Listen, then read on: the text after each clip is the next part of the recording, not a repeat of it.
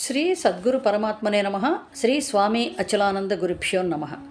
మనం ఈ శరీర మనస్సుల గురించి ఇంకాస్త బాగా అవగాహన చేసుకోవాలి అంటే ఈ పంచకోశాల గురించి కూడా తెలుసుకోవాలి. ఈ శరీరం పంచకోశాలుగా విభజింపబడింది. అది అన్నమయ కోశం, ప్రాణమయ కోశం, మనోమయ కోశం, విజ్ఞానమయ కోశం, ఆనందమయ కోశం.